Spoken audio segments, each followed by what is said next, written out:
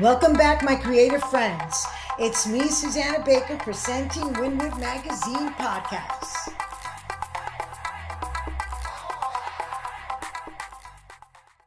Hi, I'm Susana Baker, and I'm your host of Wynwood Magazine.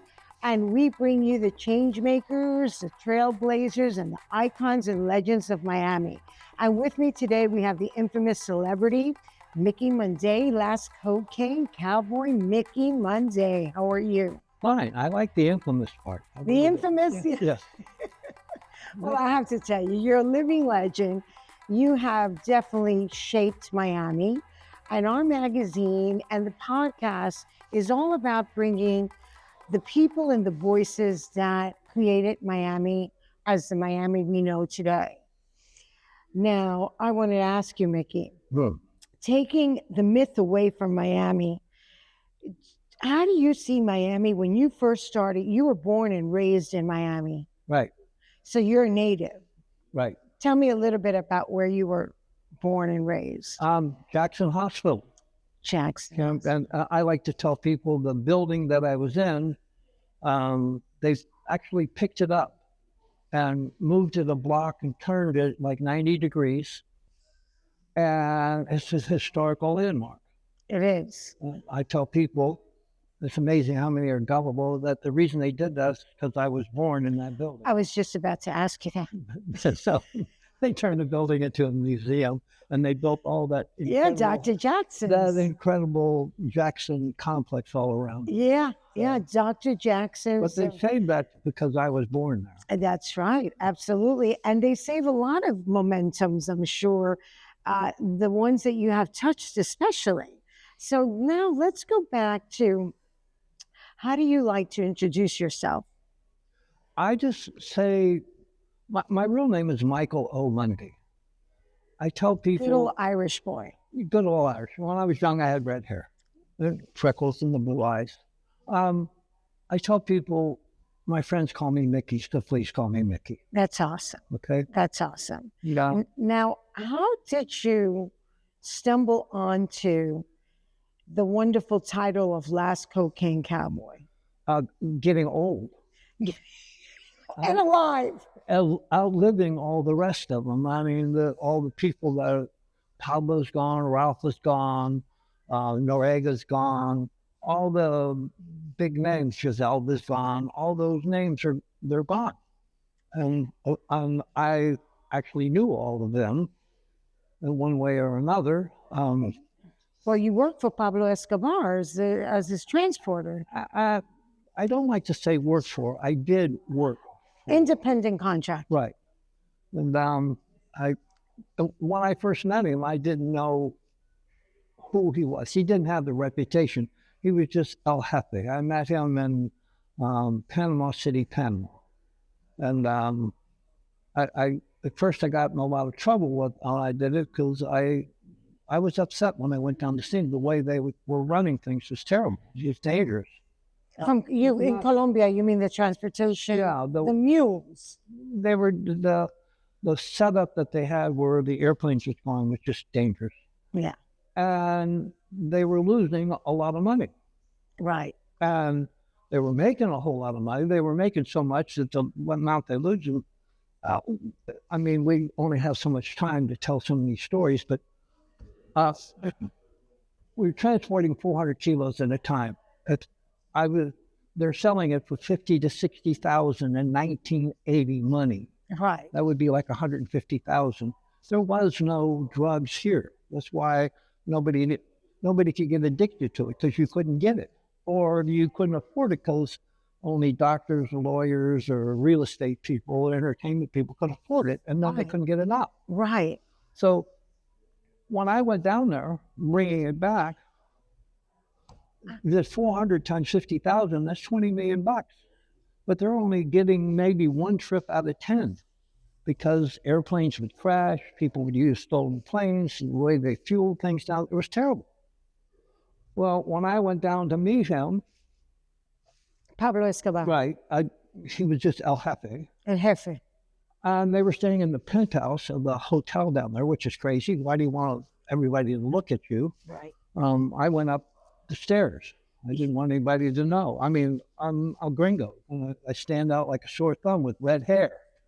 Um, I was in the room. There was like 10 people there, and Max Mermelstein was there. Pablo didn't speak much English, but he did enough.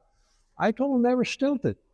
Two people got up and left the room, what they were doing. But I had just made 11 trips. And what's 11 times 20? 220 million. And that same period of time, they would only make 20. So you definitely came, okay, so for those that are from this young generation, there's a lot that cocaine did to Miami, without a doubt. You know, from the skyline to Brickell Avenue, to bringing in all the national and international banks, to car dealers. How do you remember Miami? Let's go retro. How do you remember Miami prior to the cocaine days? What were you doing, and how was Miami's population? What would you find on Biscayne Boulevard, or what was Miami prior to the cocaine days? I fell into the transporting business in 1978. We were in like a recession, and the building industry, I had a concrete block company. There was no building. So fortunately, I own a piece of property, so I don't have a rent. I have a little welding shop and a high-performance motorcycle shop. I was just getting by. Okay. And something came along where I made a whole lot of money. On marijuana. On marijuana. Okay. And I looked at this, I'm thinking, this is something to get into, but what am I good at? Was transportation. So, and that's what I went looking for, to be able to get into it in the transportation. And we actually did the marijuana thing for 2 years, and it got to the point, it was really funny. There was so much marijuana here in Miami, you couldn't give it away. One guy gave me 5,000 pounds just to get it out of his warehouse. He was afraid the landlord might find it. I didn't, So now it's the 70s. You found a niche for yourself, and that niche is that you're really good at transportation. I heard that you're so good at it that you could be carrying 2,000 kilos of cocaine, but if they looked at your car, it would look like there was a feather sitting in the back of the seat, because you know how to manipulate the shocks and everything. So it looked like nothing was being carried with weight in that car. I tried to be a ghost back then. I never understood why everybody that was in that business, like, look at me, they're wearing Rolex watches and driving Mercedes, keeping the car dealers happy and everything. I was the other way around. I drove a tow truck. Right. Have you ever seen a policeman stop a tow truck? No. That's what I drove. That's so sweet. If you have anything in your car, even the seed, you're going to go away. But if it's in the car that you're towing, they can't do a thing to you. So not only you were the brains behind the Miami part of the transportation. Is not a small, you have to really be. I don't like to say brains, like I'm bragging. Okay. I looked at the thing as a challenge, and I'm making a lot of money, so I spent money on anybody in any business. You make your money with the tools that you have. So this sounds like I'm bragging. No, you're not bragging. I think that we need to hear this, because I'm doing it. I spent the money on making what worked for me. And you don't want to drive down the street with the trunkles, and then we got 14 bales in the back. So right, you hide what you have. Right. And you hide it really well.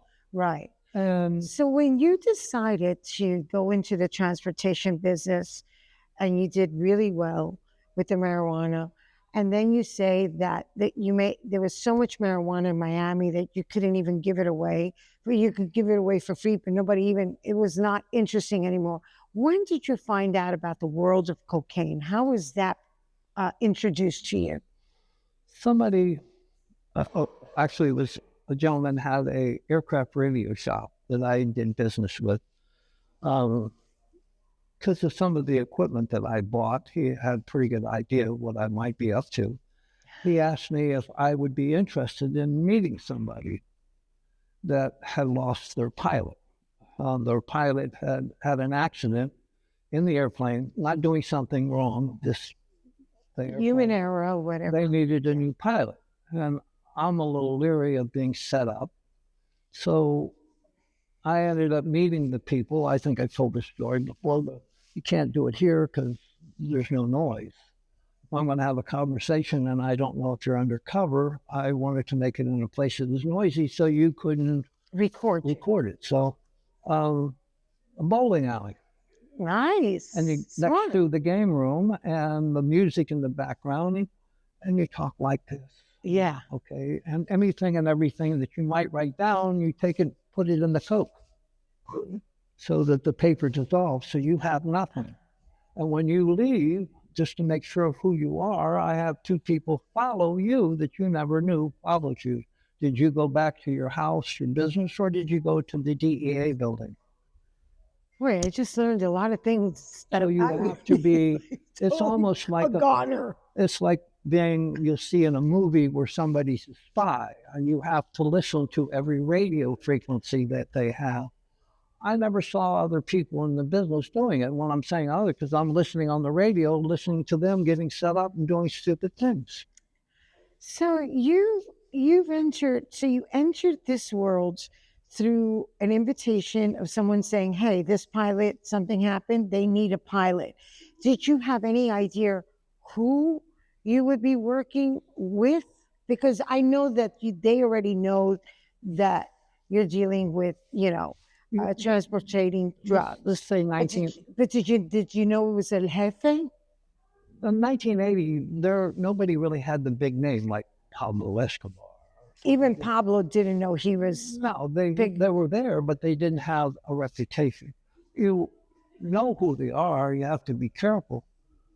I took the whole thing as almost an adventure, having a good time doing this. And I'm making crazy money, but you almost like being in some kind of movie where you're, I'm the bad guy, but I never did any of the drugs. I might have had a drink or two, and I didn't even like really drinking. Well, that's what one of my questions was. Why do you think you're the last cocaine cowboy? Everyone else has been deceased. Why do you think you have that legacy?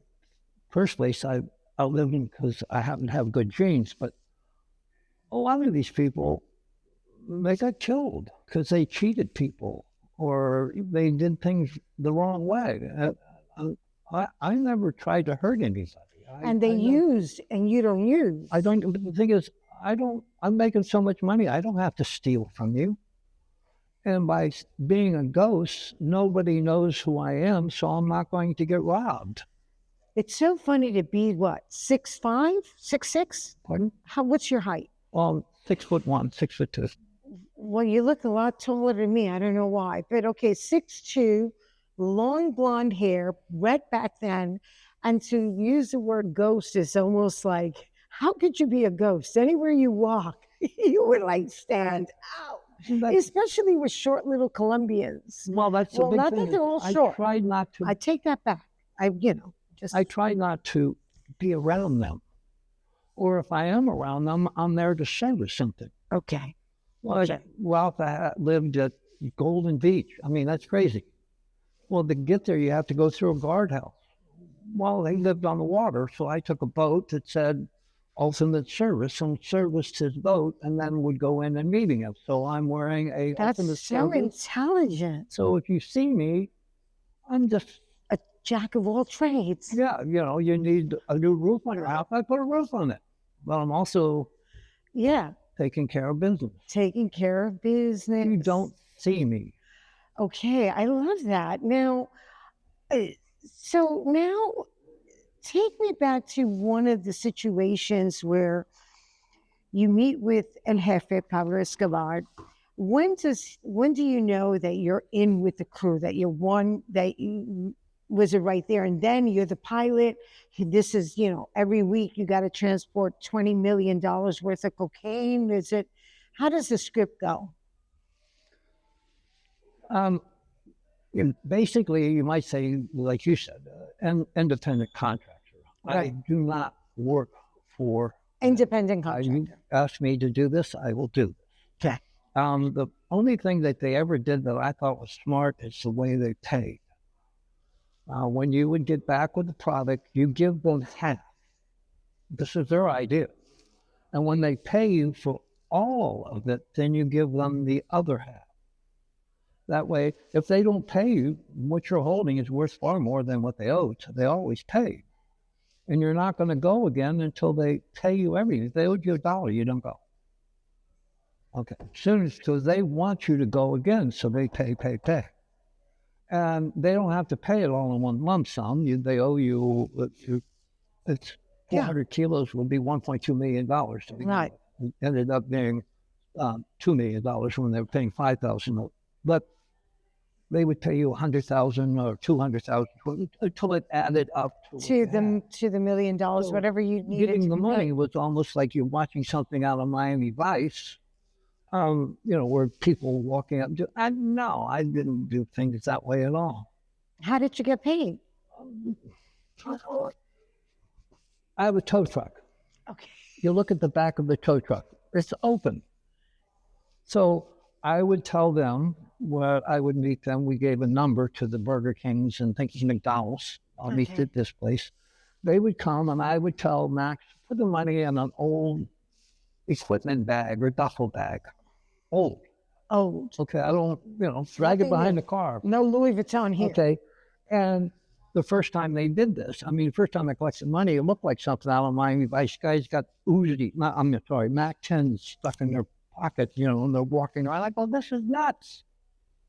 One of them's going to see me and going to tell his friend, and I'll end up getting robbed. Right. I told him the next time. So what I did is, let's say, at the McDonald's, I had my tow truck there, parked right next to me is one of my friends. As soon as I saw Max pulls in with his car, he leaves. So there's a parking spot, so he pulls in. And Max pulls in and says, okay, where can we go? I go, where is it? He says, it's in the trunk. I go, let me see it. And he, really? I'm going, yeah. He opens the trunk. I take the thing out of the trunk and I throw it on the back of my tow truck. Now, if you saw me throw an old duffel bag on the back of the tow truck and then we walked into the McDonald's to get a Coke, what would you think was in that bag? Junk. Didn't put it in the tow truck. Threw it on the back. Junk. And there could be 200, 300, 400,000 in 1980 money. Right. In that bag. Right. Very smart. Very smart. I have to say. This is the way we're going to do it. I have to say, it was really... Nobody sees you. Nobody thinks anything. That's when that's what you're talking about, ghosts. Yeah. Everything you did, it didn't leave a blueprint. And it was up for interpretation. And because it was handled so nonchalantly, it was like, no one's going to look at it as anything of importance. By the way, I've been invited, and I've been there twice now because they filmed the second time, to Southcom, U.S. Southern Command, Yeah. did their detection of terrorism.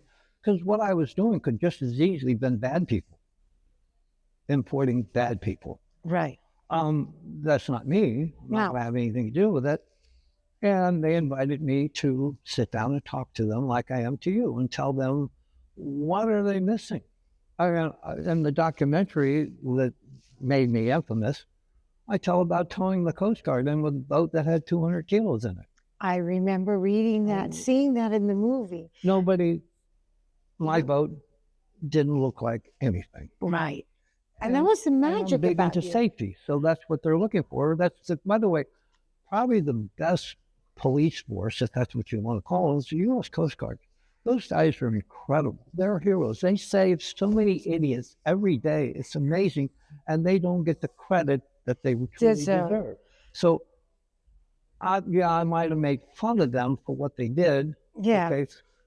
But to me, I think they're heroes. But I think that's incredible that you were carrying 200 tons of kilos of cocaine, and he got towed in by the Coast Guard. No, I towed them in. Oh, you towed the Coast Guard in because they were stuck out. Yeah, the motor blew up. And meanwhile, you have 200 kilos. But everything in the boating industry is a lie. If you have a 30-foot boat, you call it a 32, or if it's a 25, you call it a 27. I went and lied the other way. I built a 25-foot. I had my own factory. I built my own boats. Yeah. That's the reason why it was easy to hide Yeah. things. Yeah. Right. I built a 25-foot, 6-inch boat and called it a 23. Right. So if you're in the boating industry, if it's a 23, it's probably not even 23. It took the 235 horsepower Everly motor, which is exactly the same size as the 150, and put the 150 cowlings on it. So you're looking at it, it looks like a little boat. Who could do anything with a little boat? At what you could do everything with any kind of instrument in front of you because you're a man of all trades. You look at safety, and you also look things with challenge, and there's no doubt about it. Also, I would say there was a sense of challenge back in the 70s, but there was also a sense of not being naive in the sense that who knew what that white powder really was? I mean, like at the beginning, if you're coming off of marijuana, you're not making any money on marijuana anymore. So as a business person, you're going to calculate what's the next transport I can do that I can make some money. So here's this new drug that Pablo Escobar is using mules to go through New York City and to the metropolis. How many mules can you actually go in and out? So you come up with this idea. They were using airplanes, but the airports, they were fueling the airplanes with a gasoline-powered water pump. And you knew they had a problem because the guy working the throttle had a guy standing there with a giant fire extinguisher. So you knew at one time there had to have been a problem. And the hose that they're using is a fire hose with no nozzle. So you're putting gas into whatever, you can't stop it. So you want to fill it up so gas is running down the wings, and if you have tanks inside the airplane, there's gas everywhere, and all it takes is one spark. And back then, most of the old airplanes still had radios in them. They were really good radios, so why replace them? That had tubes. One of the old radio tubes. That's nothing but sparks. Boom. And they put the drugs in the airplane, the fuel the airplane, and it never even left and catches on fire. So when you get down there, there's an airplane pushed back in the woods, or over here, they pushed it in there, you burned or crashed or whatever. Have you ever driven on the expressway and hit a puddle? Yes. Okay.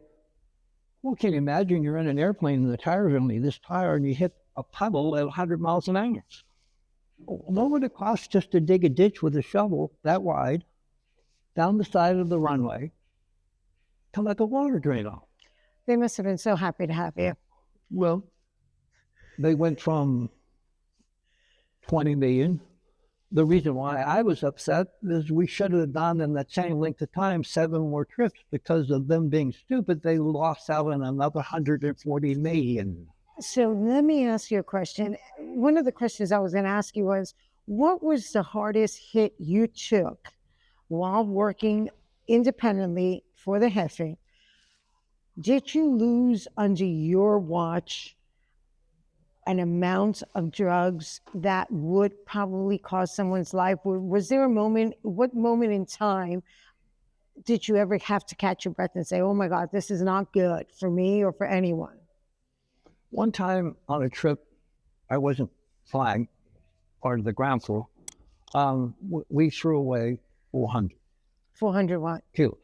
Okay. Because they got chased by the airplane, by the government. Ended up losing them, but had to go show, and some of it did get recovered, so nobody said that we stole it. Okay. Okay. I didn't have a problem. First, you're going to have a problem with them accusing you of stealing it. But then when they saw that, and we all took a hit. I don't get paid. They don't get paid. And you keep right on working. And you keep your life. Yeah. I mean, there's been times when I've told the story where we got chased by the U.S. Customs with the Cessna Citation jet that they have, which is an incredible piece of equipment. But I was in an old Aero Commander. It might be able to go 200 or something miles an hour. The Cessna can go well over 500, but I can get down to 85 miles an hour, and he falls out of the sky at 120. So you don't outrun them, you outslow them. Right. So it's what they call low tech beats high tech. They can't go that slow. And put it right down over the top of I-95, and their radar can't tell the difference between you and an airplane and somebody on I-95, and they can't fly that low. Wow. That's just, you know. Another adventure that at the time was scary as hell, but. But you're loving this, it sounds like. You were always like that kind of guy that came home and said, when do we go out again? Well, this is the reason why, again, it comes off like I'm bragging about this, it was just an adventure. Listen, if anyone's going to brag, you have the right. I mean, you've been shot at, you've been in jail, you served time, you're currently still serving time. You have been in, you know, you started this whole thing. You're part of the authorship and what comes with the territory. So, you know, you are the last living legend of the cocaine history, what changed Miami. Do you think that if Miami didn't have cocaine, would it be what it is today? It was, like you said, a lot of people make it sound like the cocaine money built this. It's the trickle down. People made crazy money and they spent it. They went out and bought cars. They bought boats. They bought a condo. And the money came here. And then we had some incredible TV shows. The Miami Vice made Miami back again. They would paint one side of the building over on the beach because it was abandoned and put neon lights on, and people didn't realize it was an abandoned building. But oh my God, did it look beautiful? And right. the pink and the aqua, the neon teals, and the incredible cars. And Don Johnson was an incredible actor. Yeah, it was exciting. But it's actually replicating the life of the cocaine cowboys and the beautiful girls and the beautiful cars. Now, even though your philosophy was to keep it low key, a lot of your associates didn't. And so Miami Vice really is basically doing a documentary, like, you know, it was a series, but it was based on your lives and your associates' lives. Paramount was going to do a movie from the book that John Roberts wrote. I think they should have done the thing. They still have the rights to do it. Mark Wahlberg was going to play the part of John Roberts. Mm-hmm. And they were going to make it a buddy movie. And it was Leonardo DiCaprio was to play Mickey Munday. Nice. And people would ask me about that. And I always told them I thought he was handsome enough. Yeah. But how can all the other people were, it was good for me because they were the ones that were attracting the attention. They're over here doing craziness, and I'm just low profile. Well, let me tell you, what were you so intrigued about dealing with this lifestyle? Were you intoxicated by the money, the power, or just that you were untouchable? No, you're never untouchable. Okay. At any moment, something can go wrong, and things always did go wrong. I mean, the first time I ever did anything, I contracted for somebody else, and the whole thing was a fiasco from one end to the other. And from that, I learned. Every time something went wrong, you learn from it. Right. There are so many things that were, in the heat of things, that were actually funny. I mean, some of the stories I can tell, and I have hundreds of stories, are a lot of fun. I mean, until I came out with on the spoken word CD, there was a UFO event that happened in the Bahamas that, scientists couldn't explain. And the best way, I'll get to the punchline on the story that I tell, whenever you see a UFO, it's a smuggler. It's not some alien. It's where you're going to see him. He's out over the ocean or out in the desert and the mountains where there's nobody. And he's doing something he's not supposed to be doing, and he's doing it in an unusual way. And you go, oh, my God. We got accused of being a UFO. A UFO? Yeah, flying up. There's an event called St. Elmo's effect. It's a static electric charge that affects ships and airplanes. But, I mean, the sailors of old probably thought that they were being, if if you saw it on another boat, you would think they were possessed, or if it happened to you, you would think, oh my God, God's at me. All your rigging glows. Right. It's not an electrical charge. It is an electrical charge. It makes your ropes and everything turn green or orange. On an airplane with propeller, the tops turn orange. It's like you got a giant hula hoop on either side of you.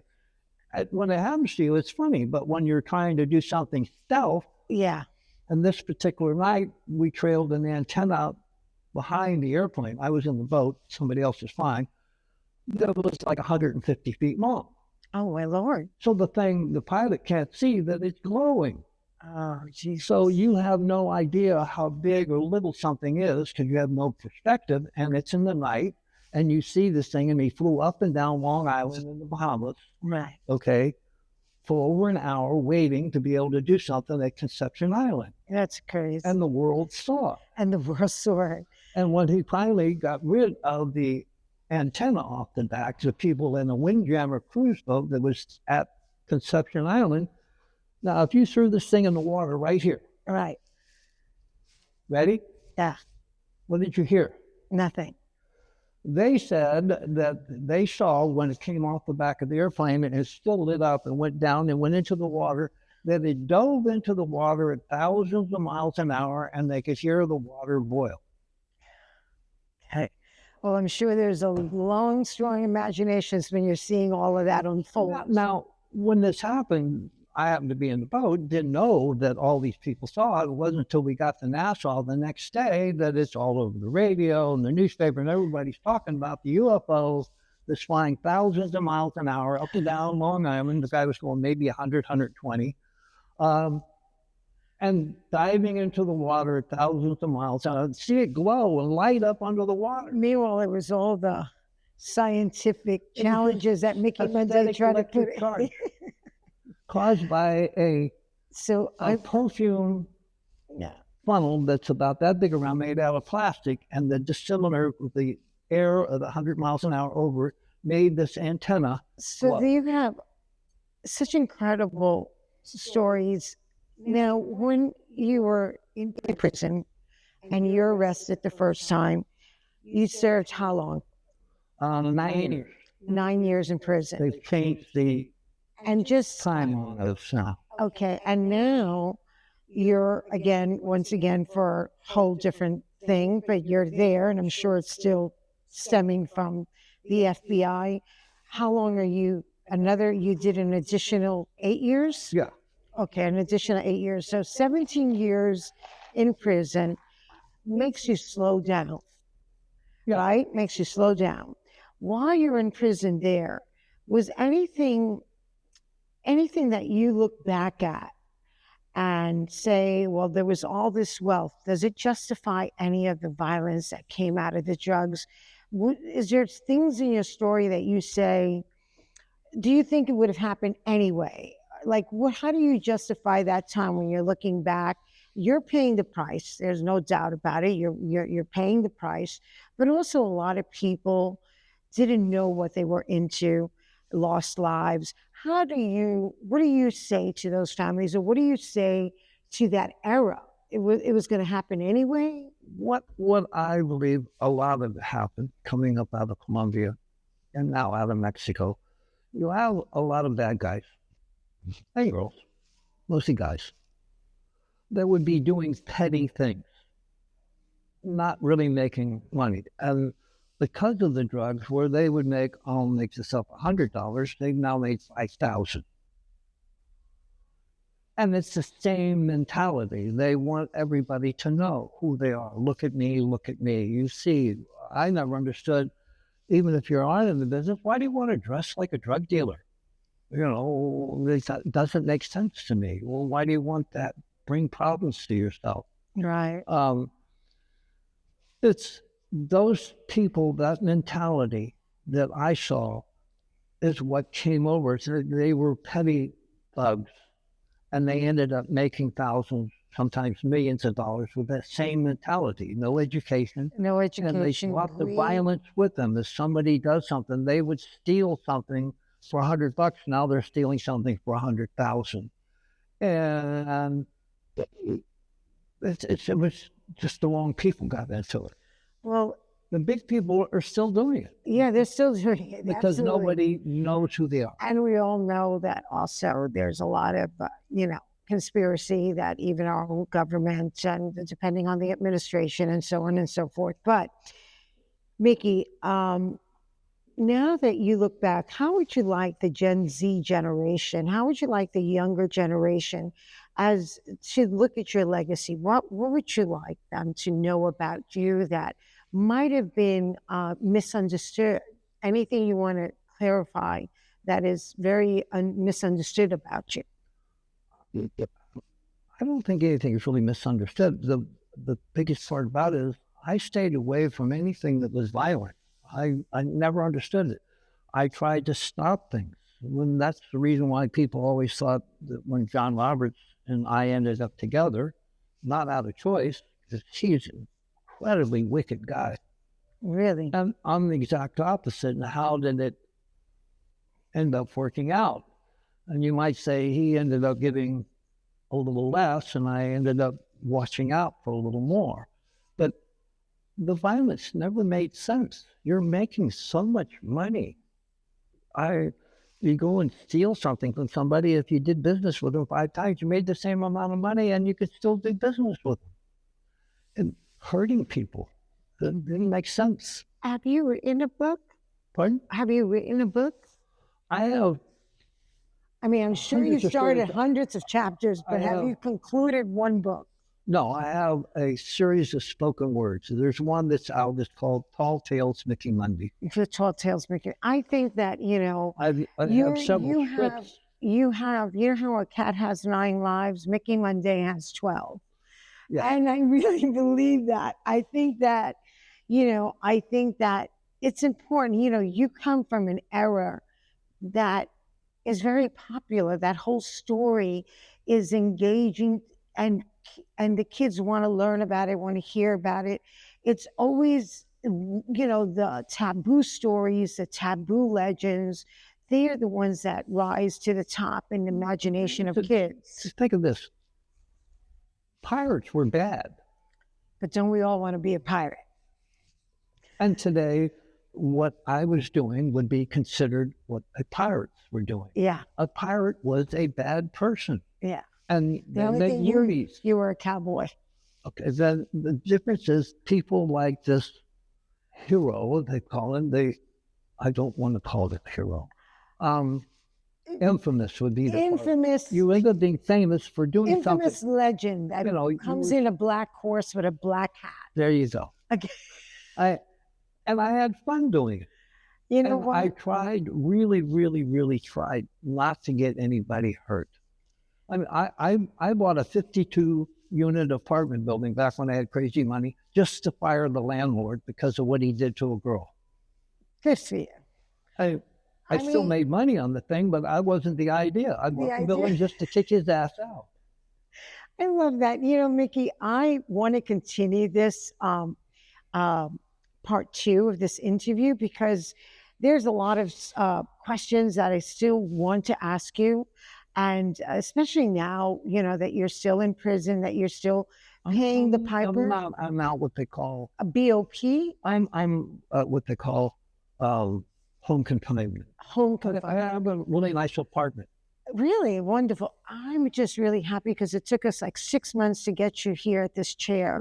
There's still a whole lot of red paperwork, that they want to keep a thumb on. But my friend Mauricio over here that you're going to do something with, it's his apartment building that I'm renting a really nice apartment. The kid's got an apartment building? Pardon? The kid's got an apartment building too?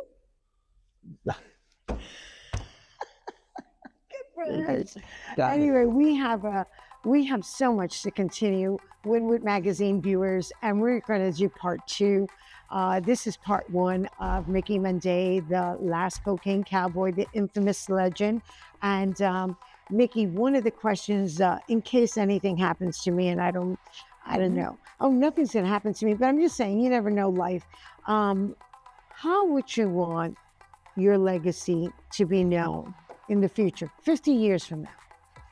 I hope I make people smile. I mean, whenever I go downtown, And then it sounds like I'm trying to brag about it. I always take $50 and I only give it to homeless women. The whole $50? No, whenever I see, I'll give somebody 50 women you see. I'll see like 5 or 6 different women. I I'll love see that. 20 guys, but I I love see that. now I ask them, do they need help? And I give them, it's enough that you can get a sandwich. Yeah. Okay, So you like to be known as someone, I don't tell them who I am. no. I look like, when I'm down there, I might have a backpack on. I look like I'm homeless too. I mean, I haven't had a haircut in forever, you know. Well, no, but you They- can see that you're but not homeless. I try to You're Mickey Munday, help people. and I got to tell you, I appreciate your time. You paid your price. You continue. I would love to see that book. I would love to see. I'm going to go and read Tall Tales, and who knows? Maybe Wynwood Magazine will do something with you. Maybe you could write your story in the next issue. Okay. Start something like that. The art of curating, you know, the worlds of the dark taboo world that no one wants to talk about, but everybody lives it in fantasy or in real life. That's also what got me into it. Max wrote a book, The Man Who Made It So. I ended up in that. John Roberts, The American Desperado, I am in that one. Oh, American Desperado was John Roberts? Yeah, Oh, wow. that's the one that... That's the one with, yeah. So Leo DiCaprio does play you. Duh. Okay. And This is a young horrible lady, host. and Julie Larson just wrote a book, Indestructible. I like forgot 100 that pages American of it. Desperado. I think that movie came out because I know you now for 12 years. But I'm going to just say thank you so much. And we are going to do part 2 of Wynwood Magazine. Thank you so much, Mickey Munday, for coming. And thank you for having me. It's always enjoyed. We hope you enjoyed our podcast. Don't forget to follow us on Instagram at Wynwood Magazine Official and subscribe to our YouTube channel. Thanks for listening.